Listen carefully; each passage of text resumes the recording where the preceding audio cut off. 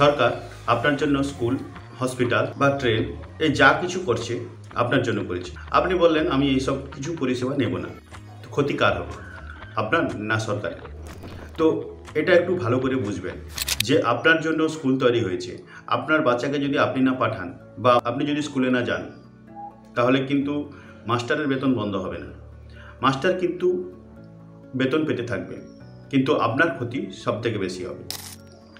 তো প্রথম আজ থেকে 25-30 বছর আগে যদি কোনো স্কুলের মাস্টার বাড়িতে এসে বলতো তোমার ছেলেটাকে স্কুলে না পাঠিয়ে বাড়িতে কাজ করাচ্ছ কেন, তখন বেশিরভাগ মা বাবা বলতো আমরা নিজেরাই খেতে পাই না, তো স্কুলে যাবে কি করে।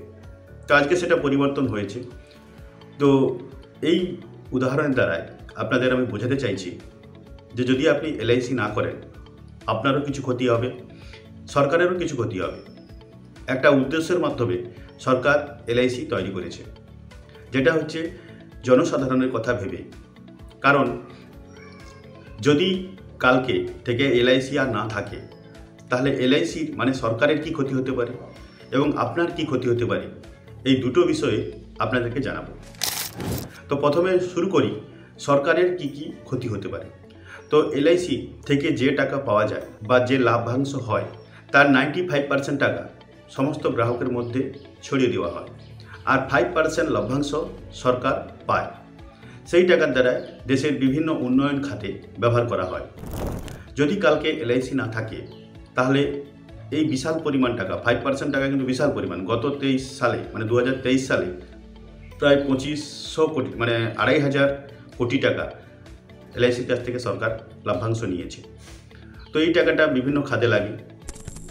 দ্বিতীয়ত, ধরুন একটা বড় রাস্তা, কোনো বৈদ্যুতিক প্রজেক্ট বা রেলের যা কিছু হচ্ছে, এখানে তো প্রজেক্ট শুরু করতে হলে প্রচুর টাকার প্রয়োজন হয়। সরকার সে টাকাটা পাবে কোথায়? আপনাদের কাছ থেকে এলআইসির মারফত বা আরও অন্যান্য কোম্পানি যে থাকে, আমি যেহেতু এলআইসির কথা বলছি, সেই এলআইসির মারফত সেই টাকাটা আপনাদের কাছ থেকে তুলে এলআইসি ওই জায়গায় সরকারকে লোন হিসাবে দেয় এবং সরকার তাকে সুদ সমেত লোন ফেরত দেয়। এইভাবে চলে প্রসেস। তাহলে বিনিয়োগের জন্য একটা বড় অংশ টাকা এলআইসি লোন হিসাবে কিন্তু সরকারকে দেয়। এইভাবে যদি কালকে এলআইসি না থাকে, তাহলে কিন্তু আমাদের উন্নয়নের ব্যাঘাত ঘটবে। দেখুন, সরকার এলআইসিতে এইটিসি এবং 1010D এই দুটো ট্যাক্সের ব্যাপার সম্পূর্ণ করমুক্ত করেছে। কেন করেছে? 1010Dটা কি? 1010Dটা হচ্ছে যেটা হচ্ছে আপনি যখন ম্যাচুরিটি টাকা পাবেন, সে টাকাটা হবে ট্যাক্স ফ্রি। কিছু ক্ষেত্রে শর্ত আছে, তো সেটা কিছু ক্ষেত্রে ট্যাক্স লাগে। দ্বিতীয়ত কিনা এইটিসি ধারাটা হচ্ছে আপনি যে প্রিমিয়াম দিচ্ছেন সেখান থেকে আপনি ট্যাক্স রিবেট পাবেন। ধরুন আপনি যে টাকাটা ইনকাম ট্যাক্স হিসাবে দেন, তার এখানে কিন্তু 1.5 লাখ টাকা পর্যন্ত আপনি নিতে পারেন। মানে এলআইসিতে ধরুন আপনি 1.5 লাখ টাকা দিচ্ছেন, সে টাকাটা আপনি ইনকাম ট্যাক্স থেকে ছাড় করাতে পারেন। তাহলে এটা কেন করছে? এটা করার কারণ মানুষকে উৎসাহিত করছে যে আপনারা এলআইসিতে টাকা রাখুন, তাহলে আপনাকে ট্যাক্স ছাড় দেওয়া হবে। এবং আপনি যখন টাকা জমিয়ে যখন আপনার ম্যাচুরিটি হলো, তখন কিন্তু আপনি একটা ট্যাক্স আবার ছাড় পাবেন। ম্যাচুরিটিতে টাকা আপনার ট্যাক্স দিতে হবে না। আরও যে পয়েন্ট, সে পয়েন্ট হচ্ছে এটা যে দীর্ঘমেয়াদী একমাত্র এলআইসির কাছে আছে। আপনি যদি চান 30-40 বছরেরও গ্যারেন্টি রিটার্নের আপনি এলআইসি প্ল্যানে পাবেন, কিন্তু অন্য কোনো আর্থিক সংস্থার কাছে কিন্তু এই বিষয় নেই। মানে দীর্ঘমেয়াদী প্ল্যান কিন্তু আপনি আর কোথাও পাবেন না, এবং গ্যারেন্টেড পাচ্ছেন আজীবন। এবং পরিবারের যদি কর্মসক্ষম মানুষ আকস্মিক চলে যায়, তাহলে সমাজের তথা দেশের এবং পরিবারের তো ক্ষতি হচ্ছে। সেটা আটকানোর জন্য সরকারের এই ভূমিকা। এবং মানুষের যে সঞ্চয়ের প্রবণতা, সেটাও কমে যাবে যদি এলআইসি না থাকে। আর আপনার যে ক্ষতি হতে পারে, সেই ক্ষতিগুলো আপনাকে একটু একটু করে বলছি। আপনি ট্যাক্স বেনিফিট পাবেন না। হঠাৎ করে পরিবারের কারো কিছু হয়ে গেলে আপনার পরিবার সঙ্গে সঙ্গে আর্থিক কবলে পড়বে। আর্থিক যে খারাপ দিকটা, মানে আপনাদের সংসারকে খুব কষ্টে চালাতে হবে, কারণ আপনাদের সুরক্ষা কিছু থাকবে না। আর একটু একটু করে টাকা জমিয়ে তাতে যদি আপনার ম্যাচুরিটিতে একটি বড় টাকা হয়, যেটা আপনার ভবিষ্যতের পরিকল্পনার কাজে লাগতে পারে, তৃতীয়ত হচ্ছে যদি এলআইসি কালকে না থাকে, বেসরকারি যে কোম্পানিগুলো আছে সেখানে আপনার টাকাগুলো রেখে আপনার টাকাগুলো নষ্ট হতে পারে। এবং বেশিরভাগ যে বেসরকারি ইন্স্যুরেন্স কোম্পানি বলো বা অন্যান্য বিষয়গুলো আছে সেগুলো সাধারণত বড় বা মধ্যবিত্ত মানুষের কথা ভেবেই তৈরি হয়েছে। এলআইসিতে বড় মধ্যবিত্ত সবই সঙ্গে যুক্ত হয়েছে গরিব লোকের জন্য ভাবা। কিছু প্ল্যান আছে মাইক্রো, কিছু প্ল্যান আছে পেনশন যেটা আজীবন পাওয়া যায়, কিছু প্ল্যান আছে ইউলিপ। তো বিভিন্ন রকম প্ল্যানের মাধ্যমে আপনার ভবিষ্যৎকে সুরক্ষিত করে। যদি আপনি এই সব সুবিধা থেকে দূরে থাকতে চান তাহলে আপনি ভুল করছেন। কারণ এলআইসি না করলে সরকারের বা এলআইসি এজেন্টের বা এলআইসি কারোর তেমন বড় ক্ষতি হবে না। আপনি করছেন না, কিন্তু কোটি কোটি মানুষ এটা করছে।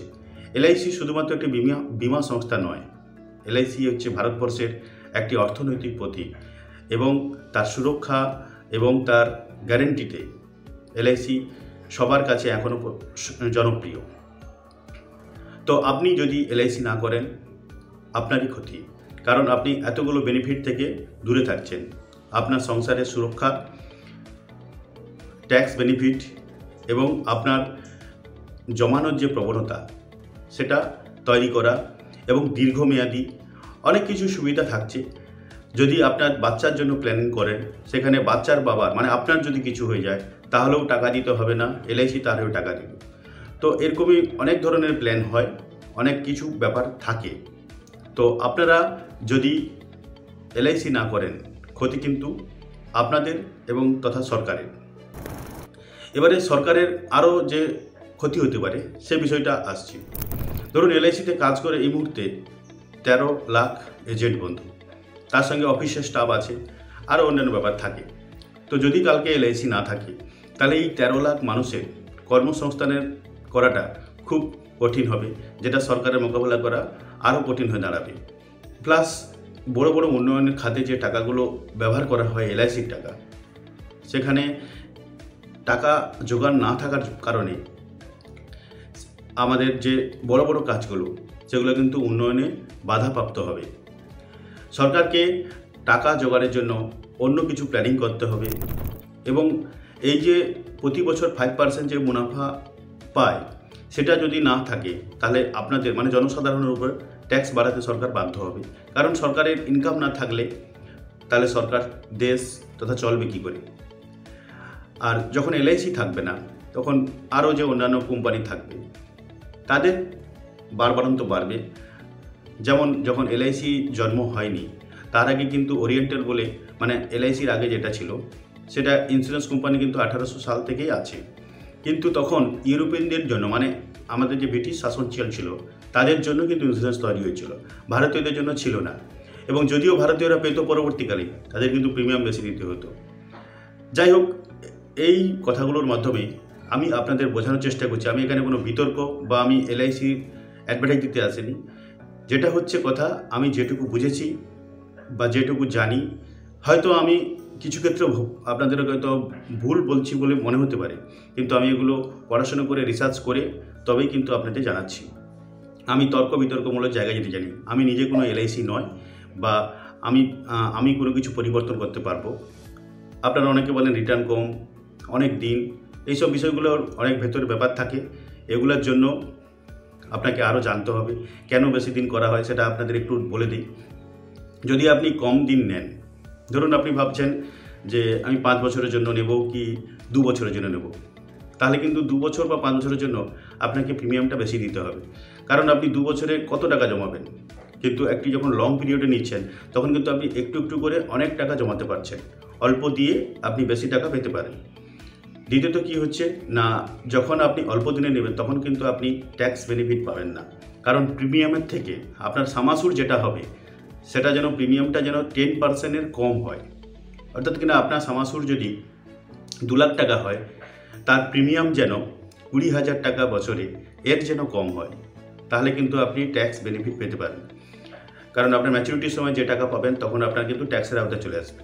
তাহলে বেশিরভাগ প্ল্যান এলআইসিতে কিন্তু 15 বছর থাকে, কারণ এলআইসি সেইভাবেই তৈরি করেছে যাতে আপনাকে ট্যাক্স ছাড় দিতে পারে। দ্বিতীয়ত কী হচ্ছে না, আগামী 15-20 বছরের জন্য আপনি লাইফ রিস্ক মানে আপনার লাইফটা একটা কভারের মধ্যে রাখতে পারছেন, যাতে কিনা আপনার পরিবারের একটা সুরক্ষা নিশ্চিত আপনি করছেন যে আগামী 15-20 বছর 30 বছরের মধ্যে আমার লাইফের আমার জীবনে যদি কিছু হয় আপনার পরিবারকে যেন হেল্প করা হয়। আর যদি কিছু না হয় তাহলে আপনি যে টাকাটা জমালেন সেটা তো নিশ্চিত ফেরত পাবেন, সঙ্গে তার বোনাস এবং ফাইনাল অ্যাডিশনাল বোনাস যোগ হয়ে একটা বড় অঙ্কের টাকা আপনি পাবেন। তো যাই হোক, আমি কোনো বিতর্কমূলক কমেন্ট বা বিতর্কর কিছু আমি জায়গায় যেতে চাইছি না, কারণ আমি এখানে এলআইসির অ্যাড দিতে আসিনি বা এলআইসি আমাকে অ্যাড দিতে বলে। আমি শুধু আপনাদেরকে বোঝানোর জন্য এই বিষয়গুলো বলছি। আমার উদ্দেশ্য কিন্তু আপনার কাছে পলিসি বিক্রি করা নয়। তাহলে আমি আপনাকে কেন বোঝাচ্ছি? আমার কি অসুবিধা পড়েছে আপনাদের বোঝানো? আমার কি ঠেকা পড়েছে? এটার কারণ হচ্ছে আমি যেটুকু জানি আপনাদেরকে সচেতন করার জন্য। আপনি পলিসি না নেবেন, আপনি শেয়ারে টাকা লাগাবেন, তো আমার তো সেখানে কোনো হস্তক্ষেপ করার জায়গা নেই। তো অনেকে কমেন্ট করেন যে ওখানে থেকে এখানে লাভ বেশি করুন, আপনার যেখানে ভালো লাগে করুন, কিন্তু সুরক্ষা দরকার। সরকার তৈরি করেছে আপনার জন্য, আর আপনি যদি সেটা না নেন, প্রথমেই আপনাকে বলেছিলাম, ধরুন আপনার জন্য হসপিটাল তৈরি করেছে, আপনি বলছেন আপনি হসপিটালে যাবেন না নার্সিংহোমে যাবেন, কিন্তু কথা হচ্ছে যে এটা তৈরি করেছে জনগণের জন্য, আর জনগণই যদি না ব্যবহার করে তাহলে কে করবে? তো যাই হোক, আপনারা সঙ্গে থাকবেন। আর আমার যদি ভিডিওটা সত্যি ভালো লেগে থাকে তাহলে আপনারা সাবস্ক্রাইব করবেন, আপনার বন্ধুদেরকে পাঠাবেন। আমি দেখতে পাচ্ছি যে আমার চ্যানেল অনেক লোক ভিডিও দেখছে, যেখানে 95% লোক সাবস্ক্রাইব করে না, যেটা আমার খুব দুঃখের বিষয়। কারণ আমি এখানে ইউটিউব থেকে টাকা কামাতেও আসি না, বা আমার এলআইসি পলিসি বিক্রি করার জন্য আমার চাই না। আমি শুধু আপনাদের জানানোর জন্য এসেছি। কিন্তু ইউটিউবের কাছে হচ্ছে, যদি আমার সাবস্ক্রাইব বা কমেন্টের সেকশন যদি খারাপ থাকে তাহলে কিন্তু এই ভিডিওটা সবার কাছে পৌঁছে দেওয়ার মতন জায়গায় যায় না। তো এই জন্য আমি সাবস্ক্রাইব কথা বলছি, যাতে ইউটিউব এই ভিডিওটা বিভিন্ন জায়গায় ছড়াতে পারে এবং মানুষকে বোঝাতে পারে এই ভিডিওটার মাধ্যমে। তো ধন্যবাদ, আপনারা আমার সঙ্গে থাকলেন, ভালো থাকবেন। আবার নতুন কোনো পর্বে আবার দেখা হবে আপনাদের সঙ্গে।